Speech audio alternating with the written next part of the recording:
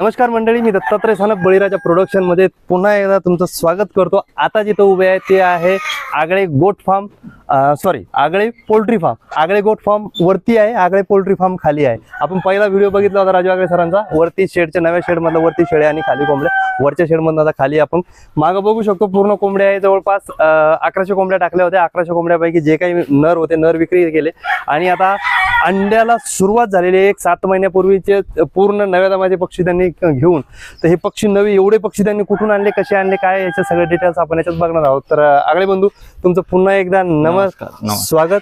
पुन्हा एकदा poultry form साठी नव्या व्ह्युअर्सला तुमचा एकदा परिचय पूर्ण। माझं नाव राजेंद्र रमेश आगळे, राहणार चिकनी खामगाव, तालुका नेवासा, जिल्हा अहिल्यानगर।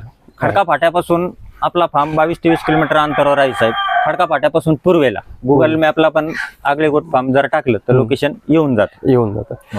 ओके, जसं जर काही यायचं काम पडलं का ग्राहक, आता तुम्ही तुमचं लोकेशन टाकून तिथपर्यंत हे करू शकता, किंवा गुगलला जरी सर्च केलं आगळे गोट फार्म तरी पण लोकेशन भेटून जातं। ओके, तर राजेंद्र भाऊ, आता ज्या कोंबड्या आपले जे जसं सांगितलं की 6 महिन्यापूर्वी, तर एवढ्या कोंबड्या एका ठिकाणी तर भेटल्या नसतात, तर ह्या कोंबड्याची सुरुवात कशी झाली, या म्हणजे ह्या जमा करण्याची सुरुवात कशी केली साहेब? आपण काय केलं, आपण आता हे इलिव्हेटेड जे शेड केलेलं आहे, हे शेड इलिव्हेटेड जे केलं ना, हे म्हणजे एका शेड मध्ये डबल उत्पन्न चालू झालं आपलं। बरोबर, वर आपल्या शेळ्या आहेत, खाली कोंबड्या आहेत। खाली आपल्याला कोंबड्या ठेवायच्या होत्या, त्या आपल्याला प्युअर गावरान ठेवायच्या होत्या, कारण गावरान कोंबडीला ही उकंडे घोळून खायची सवय असते। बरोबर, आणि आता ही वरची लेंडी डायरेक्ट खाली पडते, बरोबर, आणि कोंबडी डायरेक्ट त्या लेंडीत राहणार आहे। त्याच्यामुळे प्युअर गावरान कोंबडी पाहिजे होती आपल्याला। आणि आपल्या महाराष्ट्रात गावरान कोंबडीचे फक्त कलर राहिलेले आहेत। बरोबर, मी बऱ्याचशा ठिकाणी फिरलो, पण सगळे निम गावरानच वाटले मला, गावरांचे फक्त कलर आहेत। बरं, असं कारण काय असं की निम गावरान? मग आपण काय केलं, आता आपल्याला पाहिजे होती गावरान, कारण गावरान कोंबडीत इम्युनिटी पॉवर जास्त असते ना, तिला उकंडी घोळून खायची सवय असते। आणि ह्या निम गावरान जर आपण याच्यात उकंड्यात टाकल्या असत्या तर त्या आजारी पडल्या असत्या। बरोबर, त्यामुळे आपण या गावरानच का टाकल्या, तर ते कारण आहे त्याचं, का बाबा त्यांना इम्युनिटी पॉवर जास्त असते म्हणून त्या गावरान टाकल्या। तर या गावरान जे पक्षी आहेत, हे पक्षी आपण कुठूनही न घेता आपण मी एमपीत गेलो 4 दिवस एमपी मध्ये जाऊन आदिवासी भागातून अंडे घेतले, मी गोळा केले अंडे, 1500 अंडे घेतले मी एमपी मधून आदिवासी भागात फिरून। ते 1500 अंडे एमपी मधून आणले। आपल्या इथं एक हंचेरी, माझ्या मित्राची हंचेरी, त्या हंचेरीत लावले ते अंडे। त्याच्यानंतर ते मी ते एक दिवसाची पिल्ल काढून घेतले, हंचेरीतून 1 दिवसाची पिल्ल आणले, म्हणजे अंडे तिथं लावले।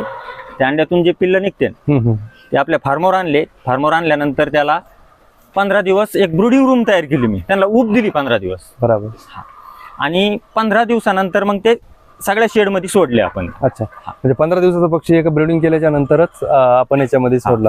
तर आज आपला जो पक्षी जो काय समजा 100% प्युअर गावठी मध्ये, प्युअर गावरान म्हणजे यांचे पाय बघा तुम्ही, एकदम बारीक पायाचे पक्षी, बारीक पायाचा पक्षी, ते तर जाणवतात।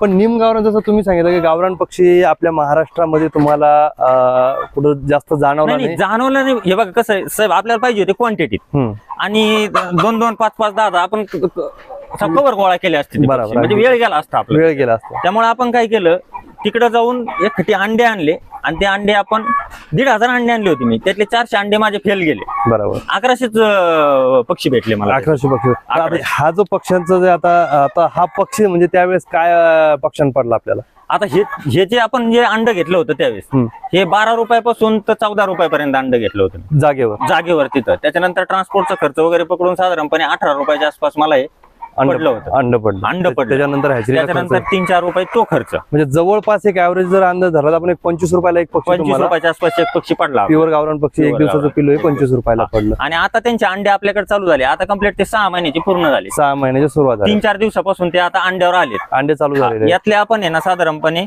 एक 600 नर विकले आपण यातले। आता या 500 फिमेल आहे, त्या 490 फिमेल आहे। 10ची आपल्याकडे मॉर्टिलिटी म्हणजे मरतूक झाली। सुरुवातीच्या 3 दिवसात आपले फक्त 10 पक्षी गेले आपले सुरुवातीच्या 3 दिवसात, कारण ते एकावर एक चढायचे आणि त्याच्यामुळे ते 10 पक्षी गेले। म्हणजे आता हे जे पक्षी आहेत ते 490 पक्षी आपल्याकडे आहेत सध्या।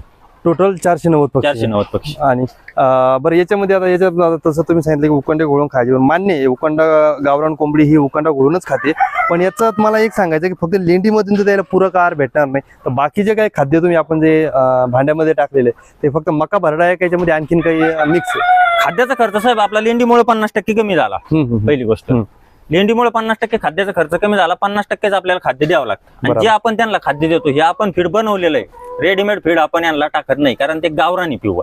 बरोबर. याच्यात आपण हे जे खाद्य बनवलं ना, आता या खाद्यामध्ये आपण मका असते आपली, त्याच्यानंतर सोयाबीन, तांदूळ आणि गव्हाचा भरडा, म्हणजे असे 4-5 प्रकारचे धान्य आपण भरडून आणतो आणि ते यांना देतो. अच्छा, त्याच्या व्यतिरिक्त दुसरं काही नाही? याच्या व्यतिरिक्त काही नाही. सुरुवातीला फक्त आपण यांना 2 लसीकरण केले, लासोटा आणि गंभोरा. लासोटा गंभोरा जसं आपण निम गावरानला बॉयलरला म्हणजे ते पण आपण एक सिक्युरिटी म्हणून करून घेतले. तसे शक्यतो गावरानला कुणी करत नाही. लसीकरणाचं करत नाही. बाकी त्या 6 महिन्यात काय बाकीचा काही आजार वगैरे काहीच नाही. त्याच्यानंतर जे सुरुवातीला 10 पक्षी माझे गेले, त्याच्यानंतर एक पण पक्षीची मॉर्टिलिटी झालेली नाही. अच्छा, जे काय झालं ते मॉर्टिलिटी तेवढी झाली सुरुवातीच्या 3 दिवसातच फक्त काय झाली, बाकी काही नंतर मग मॉर्टिलिटी नाही, काहीच नाही.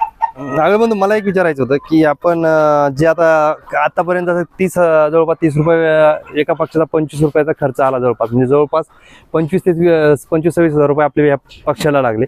बाकीचा जो काही खर्च आला तर तो अदर खर्च किती आला आतापर्यंत, म्हणजे आपल्या या पोल्ट्री फार्म कोंबड्यांच्या याच्यामध्ये? नाही साहेब, आता विषय असा आहे, पोल्ट्री फार्मला खर्च आला म्हणजे आता शेडचा नाही, फक्त पक्षी आणि खाद्य साधारणपणे एक 40,000 रुपयाचं खाद्य त्यांनी आतापर्यंत खाल्लेलं 40,000 खाद्य खाल्लेलं, 40,000चं खाद्य खाल्लं त्यांनी.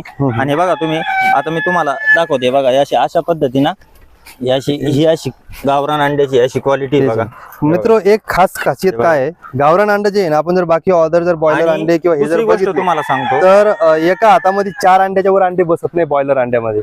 बॉयलरचे अंडे घ्या किंवा निम गावरानचे जे आपण म्हणतो, आणि हे अंडे तुम्ही बघू शकता. ओरिजिनल गावरान अंडे हे बारीक साईज असतं. माझ्या हातावर किती अंडे बसतात तुम्ही बघताय, तुम्ही बघा. हे ओरिजिनल प्युअर गावरान अंडीची साईज तुम्ही बघू शकता. एकदम मोठ्या साईज वर जाऊन आपल्याला वाटतं की मोठी साईज असली म्हणजे अंडे, ओरिजिनल गावरानची ही खरी खासियत आहे. आपण जसं म्हणतो गावरानला वजन वाढ नसते, त्याच पद्धतीने गावरान कोंबडीच्या अंड्याची साईज सुद्धा ही बारीकच असते, जास्त मोठी साईज होत नाही. पण भरपूर लोकांचा गैरसमज असतो की गावरान अंड मोठं पण होऊ शकतं. जास्त मोठं अंड जर दिसलं तर ते गावरान नाहीये, ते कुठेतरी फेक अंड आहे, हे लक्षात घ्या. साहेब दुसरी गोष्ट तुम्हाला सांगतो मी, तुम्ही मला आता विचारलं खाद्यावरचा खर्च किती झाला. 40,000 रुपये आपला का झाला, तर आपलं ऍक्च्युली 50% खाद्य वाचलं या लेंड्यामुळे, त्यामुळे खाद्य खर्च आपला कमी झाला. दुसरी गोष्ट, आतापर्यंत आपण जे 600 मेल विकले त्यातून ते 40,000 मायनस करून आपल्याला प्रॉफिट राहिला. आणि हे जे काय पक्षी आता आपल्याला दिसतात हे 100% प्रॉफिट मधले पक्षी, 100% प्रॉफिट. आणि आता हे पक्षी अंड्यावर आलेले आता इथून पुढे जे येणार आहे ते 100% आता हे आपलं प्रॉफिट चालणार आहे. आणि आता सध्याच्या घडीला आपले अंडे किती निघतात? आता सध्या 2-3 दिवसापासूनच अंड्यावर आलेल्या आहेत त्या, साधारणपणे एक 80-90च्या आसपास. 80-90 2-3 दिवसापासून 80-90 अंडे. इथून पुढे आता त्या वाढतात हळूहळू. 500 मध्ये 80-90 अंडे आरामशीर निघू राहिले. अजून जवळपास एक 200 ते 250 अंडे डेली आपल्याकडे. 200 अंड्याची अपेक्षा आहे माझी. 200 अंडे रोज म्हणजे मिळते ना अशी माझी अपेक्षा आहे. कारण 3 दिवस झाले फक्त पक्षी अंड्यावर येऊन. 3-4 दिवसातच त्यांनी पहिल्या दिवशी त्यांनी 40 अंडे दिले, दुसऱ्या दिवशी 70 दिले. आणि आज ज्यावेळेस सकाळी अंडे गोळा केले त्यावेळेस 85 अंडे भेटले. अच्छा. आणि आता सध्या हे 5-6 अंडे आहेत. अजून काही जे काही अंडे म्हणजे आजचे जवळ 90 अंडे भेटले आपल्याला. आज जवळपास दिवसभरामध्ये 90 अंडे भेटले. तर कोंबडीचं जो आपण सांगितलं जसं की एक कमी खर्चामध्ये एक प्रॉफिटेबल धंदा होऊ शकतो काही नाही. आता विषय कसा आहे आपला का बरं, म्हणजे हे माझं हे जे स्ट्रक्चर जे केलं ना मी, हे माझं म्हणजे हिशोब असतो आता पहिल्यापासून. वर्षाळ्या खाली कोंबड्या, म्हणजे ह्या ज्या कोंबड्या खाली ना, हे आपला मेन जे काय टार्गेट म्हणतो आपण, हे कोंबड्यावर नाहीच माझं. बरोबर. माझा जो व्यवसाय तो फक्त गोट फार्मिंगचा. पण प्लस झालं याच्यात शेड डबल मजली झाल्यामुळं खाली जी जागा आहे ती रिकामी पडण्यापेक्षा त्याच्यात आपण कोंबड्या सोडल्या, म्हणजे या कोंबड्याचं जे काय उत्पन्न आहे यातून आपला लेबर खर्च, शेळ्यांचा मेडिसिन खर्च आणि शेळ्याचा खाद्य खर्च, बरोबर, असे 2-3 खर्च आपल्या याच्यातून आरामात निघतात. आरामात म्हणजे कोंबड्या जे आहे हा शेडचा जो काही मेंटेनन्स कॉस्ट आहे पूर्ण कोंबड्याची कोंबड्यातून निघणारे, शेळ्यांचं जे काही येणारा पैसा आहे तो 100% प्रॉफिट मध्ये राहणार. तर समजा एक साधारण पण जर उदाहरणार्थ एक मला एक असा प्रश्न करायचा आहे तुम्हाला की एखादा शेतकरी असा आहे की त्याची इच्छा आहे व शेळी पालन करायचं आहे, पोल्ट्री फार्म करायचं किंवा शेतीपूरक व्यवसाय करायचा आहे, पण त्याच्याकडे जास्त पैसा नाही. शेळी पालन जर करायचं असेल तर किमान आपल्याकडं 1.5-2 लाख रुपये तरी लागतात. 2 लाख रुपये तरी लागणार आहे एक शेळीचा व्यवसाय स्टार्ट करायला. किमान 10 शेळ्या जर घेऊन चालू करायचं म्हणलं, 15,000ला एक शेळी जर म्हणलं तर 1.5 लाख रुपये ते 40,000चा त्याला शेड खर्च, सगळं काही 2-1 लाख रुपये खर्च येणार आहे. पण जर गावरान कोंबडीपासून जर सुरू करायचं म्हणलं तर एक 50-60 हजारामध्ये कोंबडी पालन चालू होऊ शकतं का? विषय असा आहे, व्यवसाय कोणताही असो छोट्यापासूनच मोठा होत असतो. बरोबर. आणि जर डायरेक्ट मोठा केला तर तो डायरेक्ट छोटा पण होतो. तेच अगदी बरोबर आहे. आता मी जे केलं सुरुवातीपासून, आता तुम्ही 7 वर्षापासून 6-7 वर्ष झाले, तुम्ही माझा पहिला व्हिडिओ बनवला बरोबर.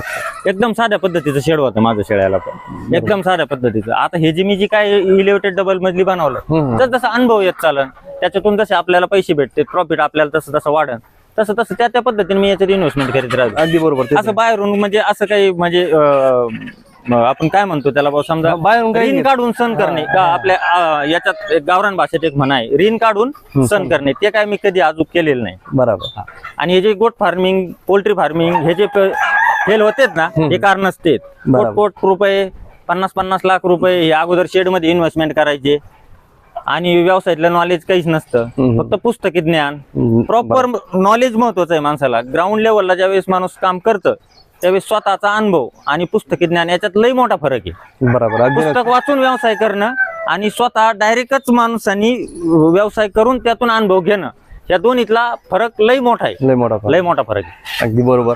जसं की कोणताही व्यवसाय असू द्या, कोणत्याही व्यवसायात काम करायचं असेल तर ते सरांचं तेच म्हणणं आहे की आम्ही नेहमी तेच सांगतोय, व्यवसाय करायचा असेल तर आधी एक 5-10 फार्मला भेट द्या, तिथं बघा, त्याच्यानंतर आपण ते करू शकतो का ते बघा आणि हळूहळू सुरुवात करा.